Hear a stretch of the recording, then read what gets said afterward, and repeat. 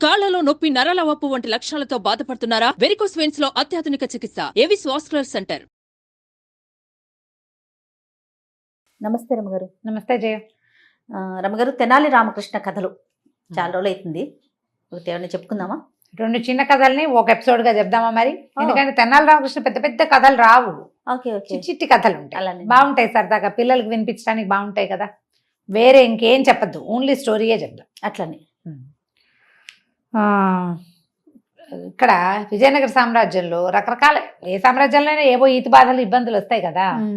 ఈ ఈతి బాధలు ఏవో దొంగతనాలు బాగా జరుగుతూ ఉండేవట.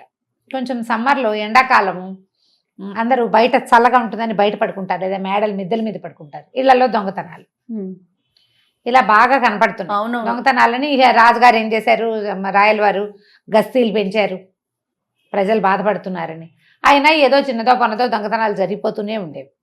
అయితే తెనాలి రామకృష్ణుడు ఒకరోజు ఆయన దీని నుంచి, సభ నుంచి తిరిగి వస్తుంటే ఆయనకి ఒక చెట్ల పక్కన తేళ్లు కొన్ని పాకుతూ కనపడ్డాయి.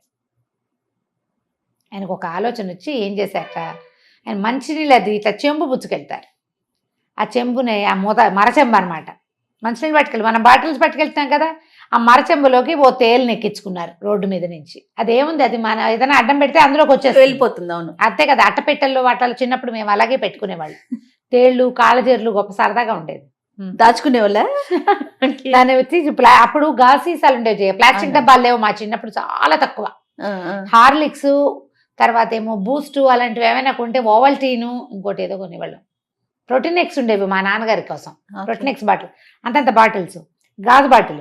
దాన్ని అలాగా అందులోకి ఎక్కించి మూత పెడితే అది అటు ఇటు అటు ఇటు కొంచెం గాలి వచ్చేలాగా చేయటం, అది పైకి వస్తుంటే చిటికని మూత మూసేయటం. గొప్ప సరదాగా ఉండేది. చేసేవాళ్ళం కోతి పనులు. చీమల్ని కూడా, చీమల గండు చీమల్ని ఎక్కించుకోవడం ఉంటాయి కదా, నల్లవి పెద్ద చీమలు.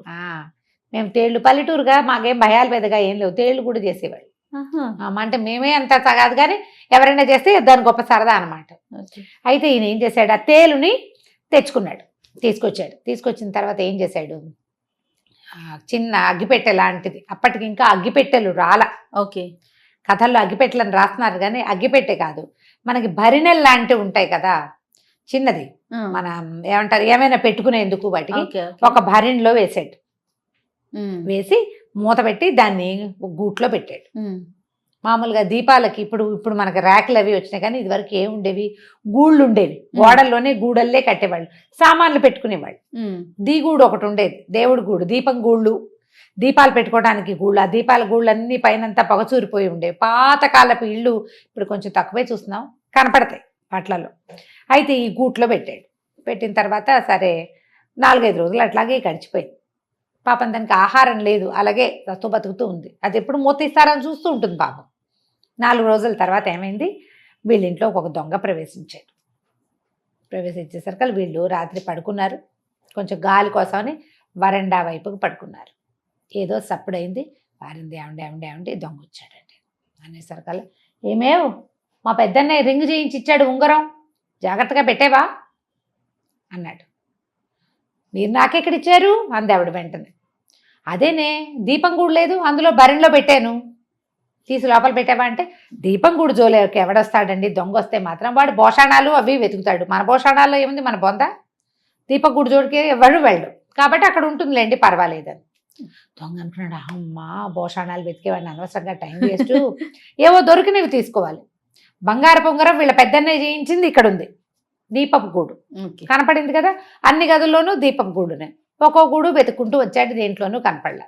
అయితే ఏమైంది, ఒక వస్తువు తీయాలి కదా, ఈ దీపం గూడు దగ్గరకు వచ్చాడు. భరిణ అలాగా ముత్తడి భరిణ తగిలింది, ఉంగరాలు పెట్టే భరిణ అంతది.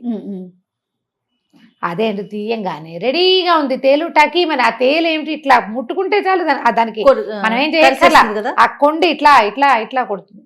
కెవ్వమన్నాడు. ఈయన ఎవరే అరిచారు, పిల్లడా అని అడుగుతున్నాడు. ఎవరు గట్టిగా మూసుకున్నాడు. చూస్తే ఏముంది, దీపం దగ్గరికి వెళ్తే తేలు కుట్టింది కనిపిస్తుంది. ఆ తేలు ఏటో జరజరా పాకేసింది. వాళ్ళకేం భయమేం లేదు, మళ్ళీ కనపడితే కొట్టేసుకుంటారు. అక్కడి నుంచి ఇంకేం చేయాలో తెలియదు, ఏడుపు వచ్చేస్తుంది, భయం వేసేస్తోంది. పైగా రాత్రిపూట. మొదట అది తేలో పామో ఇంకోటో తెలీదు, తెలిసింది తర్వాత అది తేలని. నోరు గట్టిగా మూసుకుని 2 అడుగులు వేసాడు మెల్లిగా బయటకు వెళ్ళడానికి. రామలింగడు లేచి కూర్చున్నాడు. కనపడితే ఏముంది, కవి గారు కేకలు పెట్టాడంటే గస్తీ తిరుగుతున్న రాజభట్లు ఎవరో ఒకళ్ళు పరిగెత్తుకొచ్చేస్తారు. నోరు గట్టిగా మూసుకున్నాడు. మూలుగొస్తోంది, మూలుగు రాకుండా నోరు మూసుకుని నడుస్తుంటే పాపం పెద్దన్నయ్యకి ఉంగరం టైట్ అయినట్టుంది, బిర్రుగా అయింది పాపం, అందుకే నేను మనకి ఇచ్చాడు అన్నాడు. వాళ్ళ ఆవిడికి నవ్వొచ్చింది, ఆవిడ కిసుక్కుమని నవ్వింది.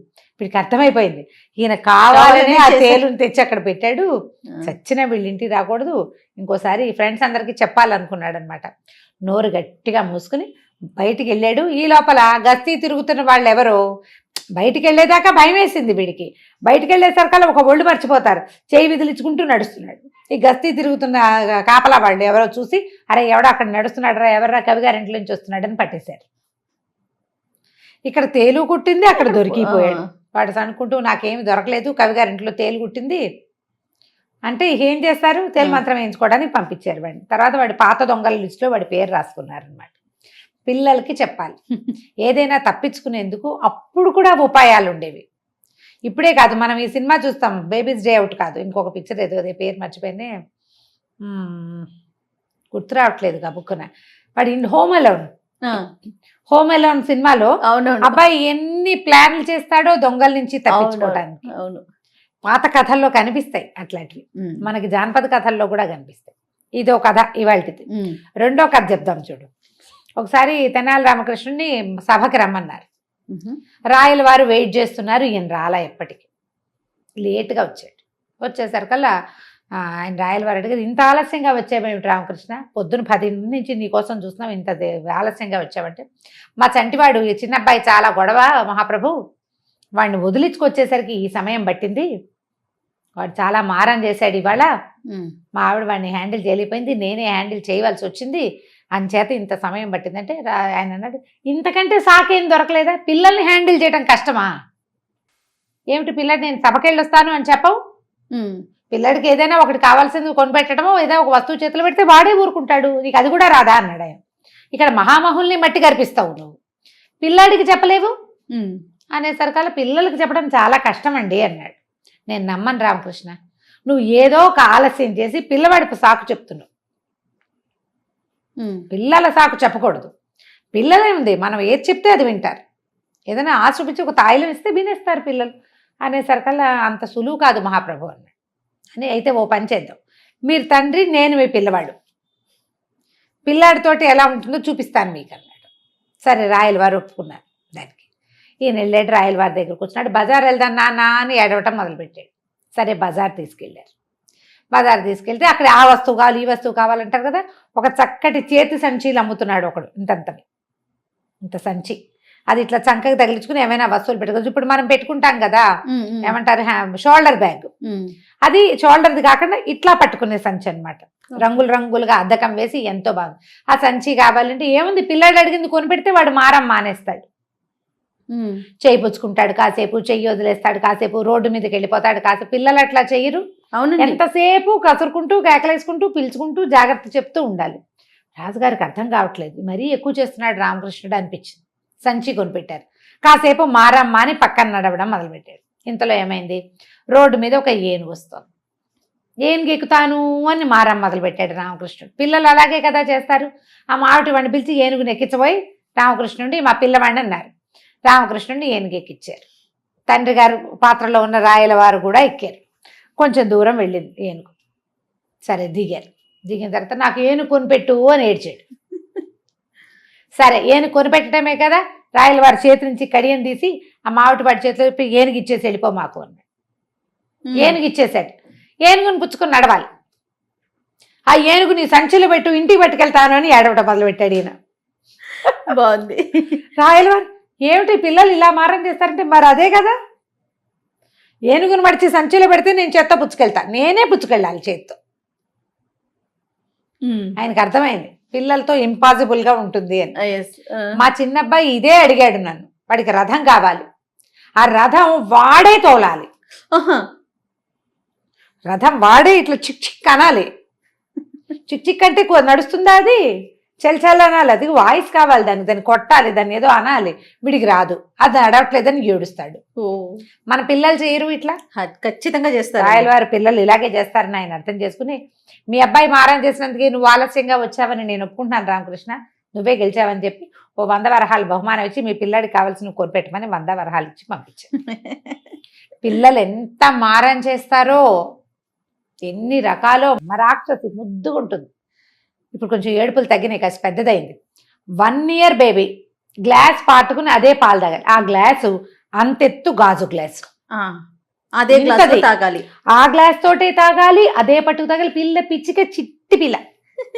ఆ గ్లాస్ జారి పడితే అసలు గ్లాస్ మొయ్యలేదు అది. కానీ ఎంత ఏడ్చేదో, నేనే తాగాలి, నేనే తాగుతాను. అట్లానే ఉంటారండి పిల్లలంతే మారం, అవును. అలాగే చేస్తారు. కాబట్టి పిల్లల మారాములు ఇలా ఉంటాయి. ఎదుటి వరకు చెప్పడానికి ఈజీగా ఉంటుంది. ఏముంది పిల్లల్ని హ్యాండిల్ చేయడం కష్టం అంటే, మనకేమవుతుందంటే మనం ఎలా అనుకుంటాం, మన పిల్లలు చేసే మారాములు మనకు అలవాటు ఉంటాయి.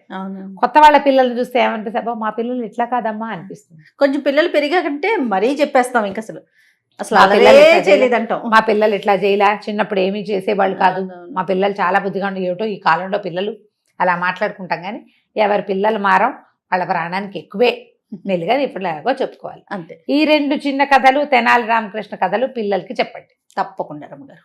నమస్తే. నమస్తే.